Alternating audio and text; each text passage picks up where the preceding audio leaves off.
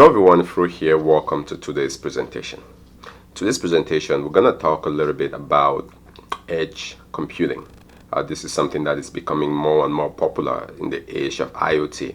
And what we want to do today is break it down and give some explanation of exactly what it is, why is it relevant, and why is it becoming more and more popular today. So first, to talk about edge computing, let's talk about IoT. We know there is this huge rise in IoT, which basically is the Internet of Things.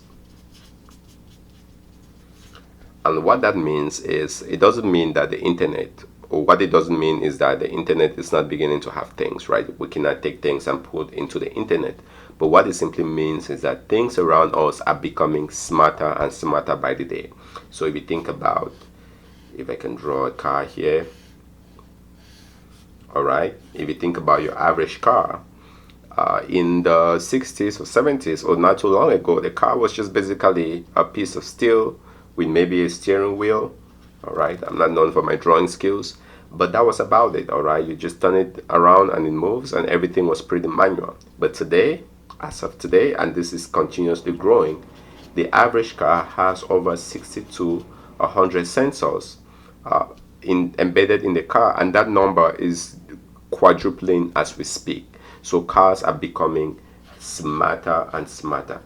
All right, microwaves, everything around the house is becoming smarter. So microwave, think about your oven, your refrigerator, and I'm not gonna try to draw all of them. All right, think about your lawnmower. All right, and these are just things around the house, right? Think about your watch. All right, mirrors, everything around us is becoming smarter and smarter. And this whole idea of things becoming smart falls into the category of IoT. So this is really what IoT is about. If you think about any gadget around you today, there is some form of intelligence being put into it, or sooner or later there will be some form of intelligence put into it. Just look around you, think about the door, the locks, all right, your garage opener, anything you can think about is becoming computerized with some form of intelligence. And this is really what the Internet of Things is. So as these things gain intelligence, they connect to the internet and they become smart. So if you think about cars, which is the most popular one, they can drive themselves. Some cars can even take your temperature. You know, if you're driving to work, you can figure out by your temperature if you're sick, and you can call the police or notify your doctor. You know, so everything around us is becoming smart. And so this is not new knowledge. This is something we're pretty much aware of. But where does edge computing come into the picture? All right. To really understand where edge computing comes into the picture, I'm going to use the example of the iPhone and Google. All right, because basically edge computing means we're going to bring computer to the edges. So we're going to bring computation to all of these edge devices. But what exactly does that mean? Let's take this example of the iPhone or your Google phone. Again, I'm not drawing to scale here. It's just for drawing purposes. All right, so this is your phone. Let's take Google phone. This could be iPhone or anything else. So you walk around on your phone and you're taking pictures. So this is just an example to explain edge computing. So you're taking pictures on your phone, taking some amazing pictures. You can look at the pictures on the gallery of your phone, and this is pretty amazing. Now, Google has this really amazing service called Google Photos. I personally use it a lot. I love it. All right. And so let's assume that this is Google over here. All right, let's just specify Google Photos. And so what you want to do, usually I like to go into Google Photos, upload my photos, create albums and things like that. And what Google Photos would do is it's going to, you know, let's put here, upload. All right, so we upload the photos into Google Photos, and Google Photos can categorize them for us. It can give tags. All right, and it can make you search photos to say you want landscape, you can just search for landscape and Google Photos. Once it's indexed all your photos, it can just show that to you. It's like magic. I mean, you cannot even believe what it does. All right, and this uses a lot of AI, it uses a lot of artificial intelligence to make that work.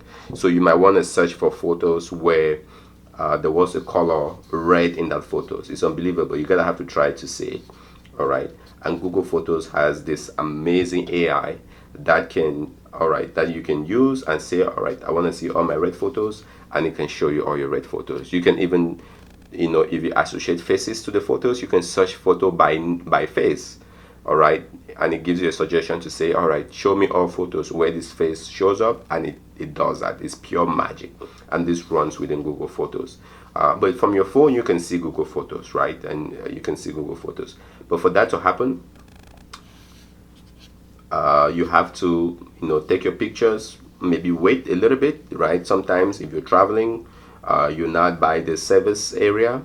Sometimes I take a lot of my photos in nature, and I'm not in a network to upload them, so I have to wait. Once I get home to a network with good Wi-Fi, I upload my photos. Google Photos does its magic, and then I can browse and see all the intelligence that Google Photos has done. But think about it. What has happened here? Even though my phone is smart, or my phone seems smart, what has actually happened is the smartness is not really, well, there is some smart in the phone, but in this case, the smartness, that intelligence, is not really happening on my phone. All right, it's happening within the amazing Google services, which is great, but it's not what we expect here. What is happening is now I need to move all my data through the network and through the bandwidth, hand that over to Google, all right, have Google do its thing, and now they have my photos. Even though it's an amazing service, but my photos are in Google, and then only after that can I browse, sometimes download the photos back to see it on my device. So if this device was an edge device, all right, it's not really smart. All right, I'm just simply using some centralized service to do all that work, and I can browse my photos. So replace Google Photos with anything, right? Speech translation, any app that you use on your phone, just replace Google Photos with that. And what you realize is that the intelligence is still centralized in some of the systems. It's not really at the edge. Now, where does this idea of edge computing comes into play? Well, it comes into play in the idea that we're gonna still keep this phone here, and I'm using the phone as our de facto edge device. We're still gonna have the phone. All right, we're still gonna go out and take amazing photos, which we take. All right, but now instead of me having to wait for that photo to get uploaded, for that AI to do its magic on Google Photos before I can see that, part of the application here that Google is gonna deploy would be this tiny piece of code which is actually running on my device. All right, so this will be the AI piece which is running locally on my machine. So as soon as I take my photos and I'm walking around and I'm taking my photos, I no longer have to wait for it to be uploaded to Google Photos, for them to do whatever they're doing, for me to be able to get all the amazing capabilities like tagging and searching and classification and all of the things that it does. This little computation running on my device, running on this edge, can process that locally. All right, it processes that locally, and this is key. My photos stay on my phone, they never move over to the Google servers, and that processing happens locally. Now, I'm not saying that this is how it actually works, but this is just a description of what edge computing will looks like. So it's this idea of pushing computation to the edge. In the past, there was this trend where the edge was just an access point. You would just use your phone to use all these amazing services that exist in the cloud. But what is happening is, due to certain limitations of network, all right, regulation, all right, governance, and a lot more, what we're saying is it's making sense in some cases to push this computation to the edges and actually perform everything locally. Now, because for networking purposes, you don't have to move files and videos and movies and music all over the place just to get it to the cloud services and back. You can actually do some of the processing here. And in most cases, and it doesn't have to be every single processing happening here. It could be the idea of move some of the processing here to at least shave off a little bit of the work, and then bring in just the vital ones back, because there might be some scenarios where your phone doesn't have enough computer power or enough computational resources to do some really heavy lifting work. So you still might have to bring something back to the providers. But in that case, bring just something that has been pre-processed, pre-aggregated right on this edge device before you bring it back.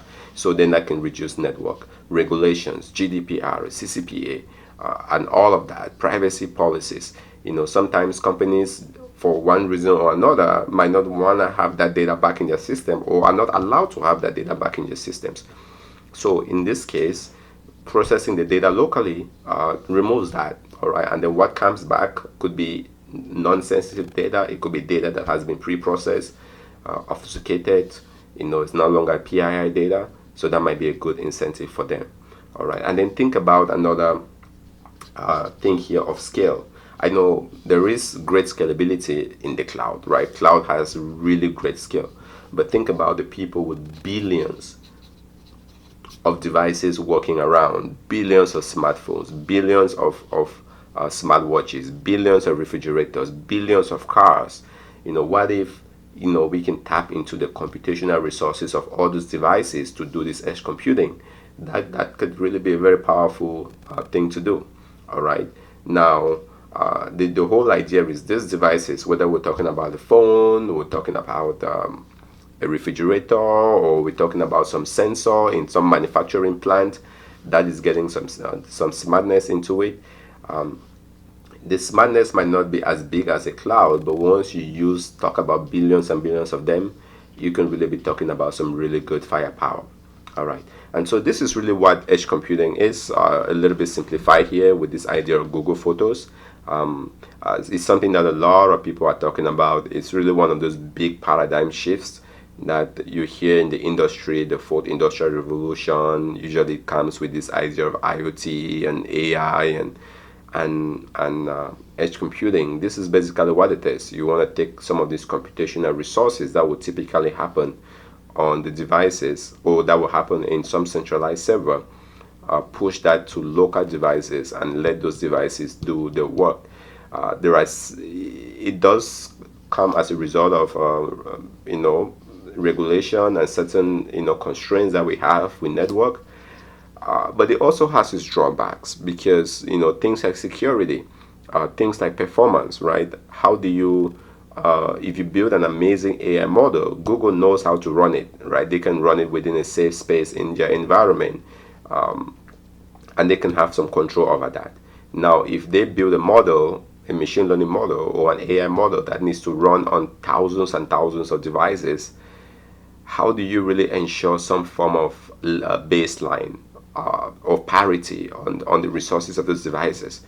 All right, you can have this iPhone that has this spec, and this Android phone has that spec, and this Sony phone has that spec, but your AI model needs to run across all of that, or across the different watches or the different refrigerators. It becomes like the Wild West to really control what's going on there. And so those are some of the hesitations or the challenges you might see in the space of this idea of edge computing, because again, once you push to the edge and you decentralize things, you start losing a lot of control, and that could come with its own drawbacks as well. So some things to keep in mind, some considerations to have when people talk about edge computing. Well, I hope this was helpful. I think this brings us to the end of the presentation. If you do have any questions about this concept, don't hesitate to let me know in the comment section below. If I missed something, don't hesitate, let me know in the comment section below. And I'll see what I can do. And if you have any questions of your own or any topic you want us to cover, let me know in the comment section below, and I'll see what I can do. This has been Fro. Thanks for watching. I will see you in the next presentation.